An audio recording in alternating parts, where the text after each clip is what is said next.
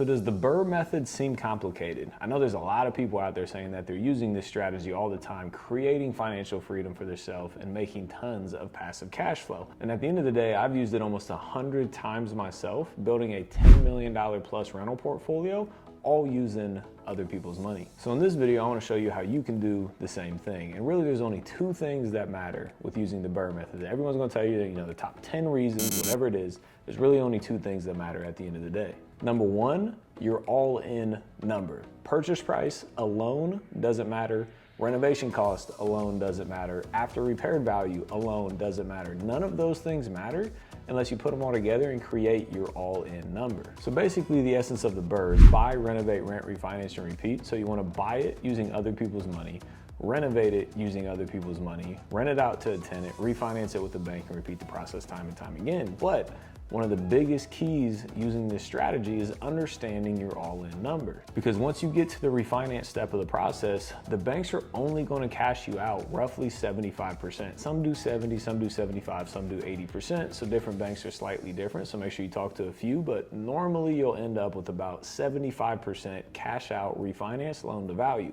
So if you're all into this property for more than 75% of what it's worth, you're not going to get all your money out. If you're all in for less than 75%, you're going to get all your money out plus some to be able to pay off all your debt and put some money into your pocket. And the thing that most people completely skip over, which drastically changed the deal, are holding costs. Because look at it like this. If people think that they're going to buy a property for $100,000, they're going to put $50,000 into it, so they're all in for $150,000, and then it's going to be worth $200,000 once it's done, then a bank, mathematically, 75% of $200,000 is $150,000.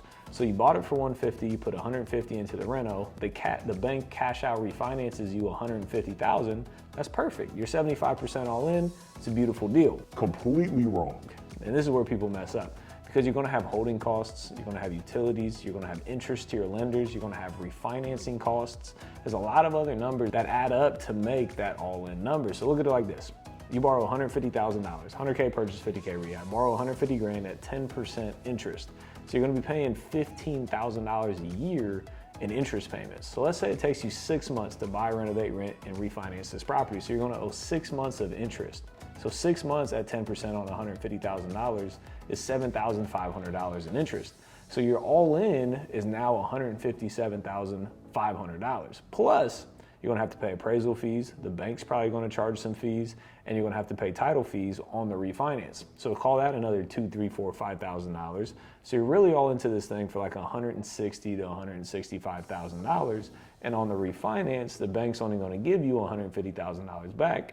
Meaning two options. You either bring $10,000 to $15,000 of your own money into the refinance, and if you have some money set aside, that might not be a bad idea, because if you were to purchase a $200,000 property with a 25% down payment, you're going to be putting $50,000 as a down payment. But if you can refinance this and be all in for $160 and the cash out's $150, and you only have to put $10,000 down, it might not be the end of the world for you. But if you were like me when I was getting started, I didn't have an extra $10,000 to put down. So what did I do? I had to be in for less than 75% of the value of the property. Otherwise, I'm not going to get all my money back and I'm not going to be able to pay off my lenders.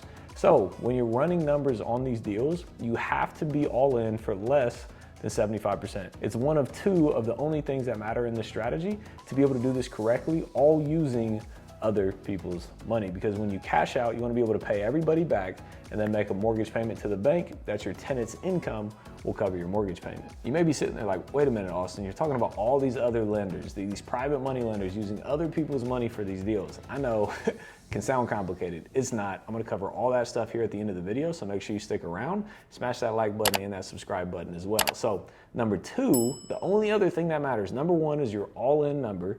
Number two is your cash flow. Because if you're all in, but the property doesn't cash flow, it's a loss, right? So you have to be able to cash flow the property as well. So let's break down the numbers. Let's say you go and you refinance this property with a bank. And then once you have a mortgage with the bank, let's say you have $1,100 a month as a payment to the bank that you have to make for your principal, interest, taxes, and insurance. Every month you're paying $1,100. Now let's say you rent this property out for $1,300. Mathematically, you're making $200 in profit. It's a good day, right? It's an extra $200 that you didn't have, right? Wrong. Because with that math, what you fail to factor in is property management expenses, repairs, vacancies. There's a whole nother slew of expenses that's going to come with owning rental properties that you have to factor into your calculations. But Austin, with the BRRRR method, we're going in and renovating these properties and making them look brand new, so there's not going to be any maintenance. Okay, in a perfect world that works. That's what I thought as well. But at the end of the day, something's always going to go wrong. The furnace is going to get screwed up. The AC is going to get screwed up. Somebody's not going to install the toilet correctly, and then you're going to have a water leak, right? There's always something that's going to come up. And in a perfect world, yes, there's no repairs, but there's always going to be repairs. So on this deal, you will 100% lose money, because on $1,300, just paying property management at 10% is $130 a month. So there goes your $200 profit to $70 minus vacancies, minus repairs. You're 100% losing money on this deal. So for us, we definitely want to see more than maybe $100 or $200 in cash flow. And you may be sitting there asking yourself, well, what's good cash flow, Austin? There's a couple different ways people evaluate this, one of which is being cap rate. But for me, what I really look at is the DSCR, the debt service coverage ratio. Because what that means, one, it tells you your cash flow, and two, it tells you if a bank will even refinance this property once it's done. Because if it doesn't hit a certain DSCR, the banks won't even finance it, so all the other numbers don't even matter, because the bank won't finance the property and won't allow you to cash out refinance. So what is the DSCR? The debt service coverage ratio is the net operating income divided by the debt service. The next question you're going to ask is like, okay, well, what's the net operating income?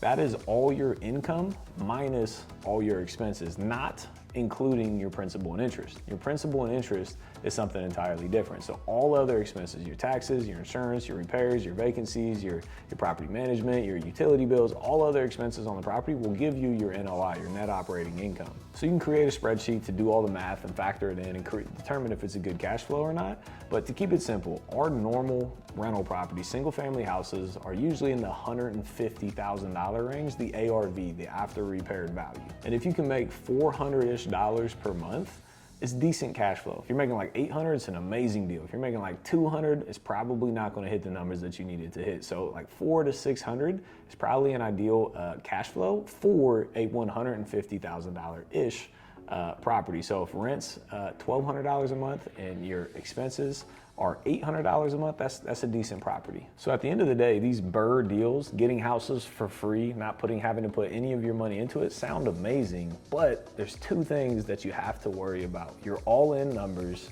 and your cash flow. One without the other, the deal sucks. Both not being good, terrible deal, right?